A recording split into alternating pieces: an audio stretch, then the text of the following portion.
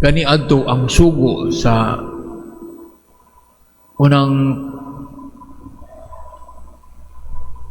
verse sa kalaan nga kasabutan, Old Testament, nagaingon nga higugma ang Dios labaw sa tanan, sa tibok mong kasikasing, sa tibok mong kusog, sa tibok mong nahuna, o sa tibok mong galag. So, na ang first commandment. The second commandment is higugma ang imong isigataw ingon sa paghigugma sa imong kaugalingon. Paghigugma sa imong kaugalingon mo na ang unang o karaan nga balaod. Gibag-o ni gi-revise na ni Jesus, paghigugma ay kamo ingon nga ako nahigugma kaninyo.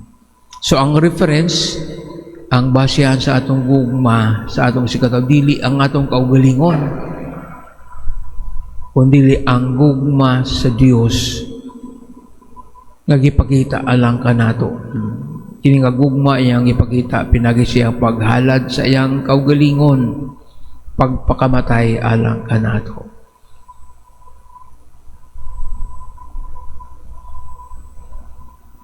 Nganong kinahanglan magyuta maghigugma ay? Unsa man ang purpose nga nang maghigugma ay mata? Sa kaniadto biya kanang dumti ang imong mga kaaway. Oh, mo na unang pa dumti nga mo na gi sunod sa sagkaron sa mga Hudyo. Kaaway nilang mga Arabo, mga Arab, lumot sila patay.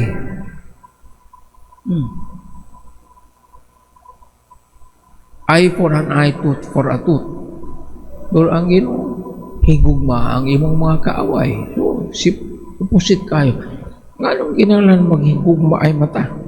Kung dito maghigugma ay pag pinatyan ay mata. Sa may tabo sa atong kalibutan. Wala ay mabiling kung magpinatyan ay ta. Kanang ingon nilag mata, bayrag mata. Puro na sa mga butaan eh. Ay for an eye. So, anong kinahanglan maghigugma ay? Ato kining balikan sa paraan gyapon nga kasabutan. Kita ang tao gimugna sa Dios diha sa iyang hulagway. Balik ta sa basic. God created man in His own image. Mas man but sa hulagway lang ba yang naon? Bati iyang kinaiya. Ang kinaiya sa Dios naa sayang pagmugna kanato, iyan ang gitanong na iyang kinaiya. Unsa man ang kinaiya sa Dios? Unsa man ang Dios, di ba gugma man? So sa diyang gimugna ta, gihimo sa Dios ang tao, gitisok niya kanang iyang kinaiya nga gugma. Kung sa computer pa na program na ta, we are programmed to love. That is the purpose of our life. Mo na ang tumong sa atong kinabuhi. Paghigugma ay dili ang pagdinumtanay, pagpinatyanay, program na gikan pa sa paghimugso sa bata, sa conception pa niya na nagitas ang chip. Kung sa modern technology o modern language, ang chip mo na nagdala sa mga computer, bisag gani ka nang sa mga cellphone, chip mo na ang pinaka-heart of the mechanism. Ang atong kasikasig, pinaka-chip na gitanong na ang gugma. We are made to love. Karon, kung kana nga purpose, dili nato matuman. We do not live to that purpose. So may mahitabo nato. Again, akong example yun na. Ang microphone gimugna sa tao aron pag-amplify sa boses. So, parang pusog imo nang himuon nga martilyo, pangpukpok sa lansang, maguba. Ang cellphone, yun sa manang cellphone, gigamit na para paan. Pero gamiton na mo sa laing pamaagi, himuon mo na sa ba? Imo na himong manglaba ka, imo na himong palo-palo, Magubagyo na kay di mo na yung purpose. So pahinumduman tayo sa Ginoo nga, live according to the purpose that you are made for. Ikaw, gimugna sa Dios aron mahigugma. Tumana ka na, kay kung imo nang di na tumano nimo. Sa may mahitabo, sa Middle East, saman, nabay gugma. Binumbahay, Israel versus Iran, Israel versus Lebanon, Hezbollah. Walay gugma, saman. Kaso ko, kalugot-gut, pagdimot, unsa may resulta na, distraction, kalaglagan. Sa Ukraine, Russia o Ukraine, saan? Naghinigugmaay ba na sila? Nagpinatyanay sila.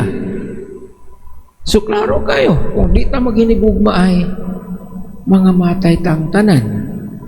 Muna lang, pahinom lang sa Ginoo, pagigugmaay ka mo, kaya kung di mo magigugmaay, mga hurot ka mo, mga mabilin sa kalibutan.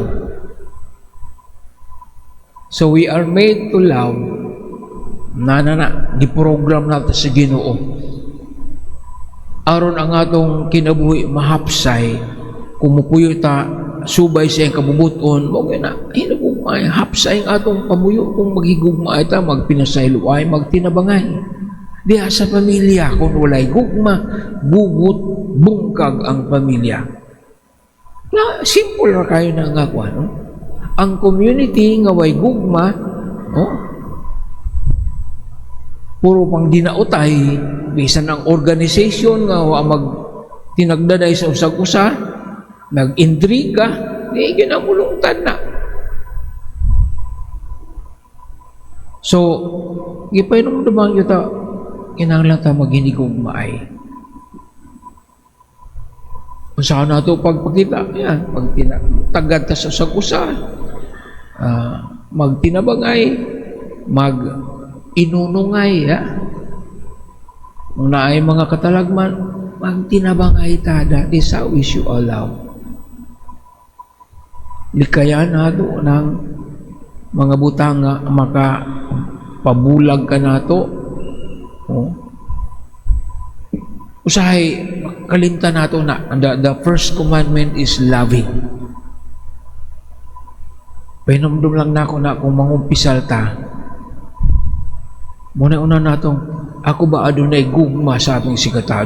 Did I feel or did I show love to my neighbor? Did I fill the world with love? Unahon ni mo na sa konsensya, kaysa ka na nga itong ipangkumpisal nga, sinsilyo na siya. Nagsupak-supak, na late sa misa, gugma. Asa ta napakya sa pagugma. Kaya muna ang sala nato nga usahay wa nato. Kalimtan nato ikumpisalo. Ano na yung mga tao nang inanglan sa atong pagtagan, sa atong panabang, wa nato. Okay naman na, di masiguro na sala pa rin. Oo, di nato na ikumpisal. Kanang si tao ka na, nang di ta magtingganay.